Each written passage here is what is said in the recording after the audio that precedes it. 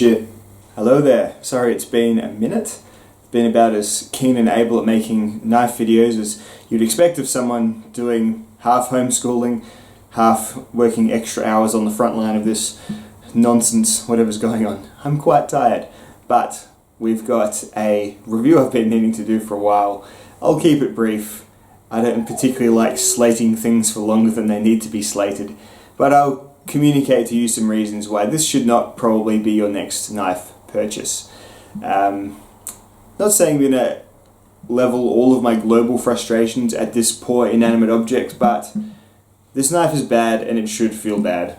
So what's a neck knife for? Well, it's for if you don't want to keep your fixed blade knife on your belt and it's a bit smaller and lighter, then you can carry it around your neck. This one comes in a pretty basic sheath that you then have to get your own paracord or preferably quick release type cord and make your own, let's just say, necklace out of it. I know you're supposed to use like tough and cool language for neck knives, but it's basically a medallion. That's okay, we'll call it a medallion style carry. And this is the knife world equivalent of like a big pimp $ giant Lil Wayne clock medallion around your neck. This is not a neck knife sized knife and sheath package. It's quite large.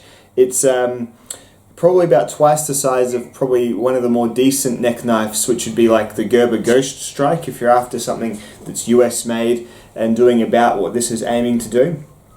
This is huge. It's way too big, and the blade and handle combination are really getting towards being the size of like a normal fixed blade knife. Let's show some size comparisons just to clarify that. Oh, hey Ada, he's a good girl. Oh wow, would you come up?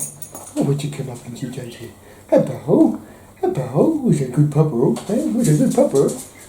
Yeah, let's check it out.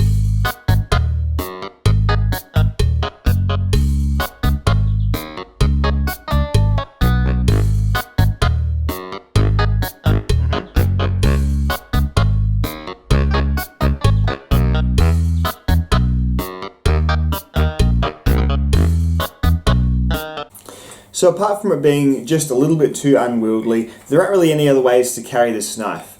Someone speculated that these grooves on the side of the sheath here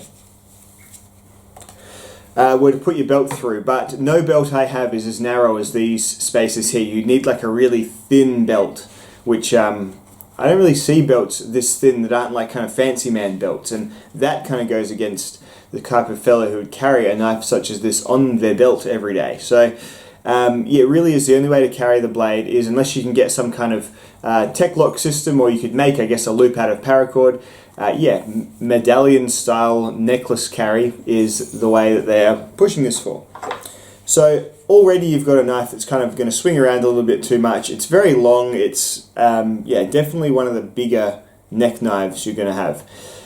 That being said, I mean, it's not the end of the world if you're a larger person, I suppose, or if you just don't mind having a big old thing swinging around your neck, for sure. The main problem with this knife is its uses as an actual knife. This knife is inherently flawed in its execution, and it is because it's got an almost unusable handle. So this handle here, whilst it is longer than most neck knife handles, it is shaped poorly, and it is, of course, very thin, and there's no sort of grip or support or anything around it. It's like a skeletonized handle, which some people just think, well, it's a neck knife, that's what you're getting, and I would agree sometimes, but I mean, most of the better neck knives have at least some sort of thin scale attached to them, or at least a paracord wrap. And I know I could paracord wrap this if I wanted to, but it's not going to change the actual issue, which is that this taper is going in a direction that makes it very uncomfortable to hold. So you've got this corner here that's basically going to push upwards into your hand every time you cut or choke down on the top, but then when you're doing a pull away cut, because this slope down here leans away out of your hand, the knife wants to break through your grip. It's like it's doing a disarming move on you every time you use it.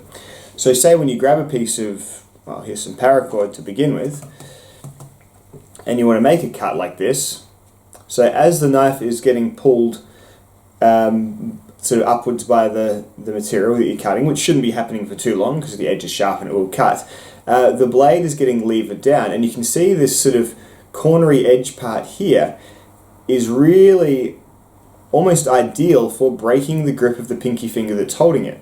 So to use the knife correctly, you really need to overbear on it, which then of course, because it's a skeleton tang, it's no good, not very nice.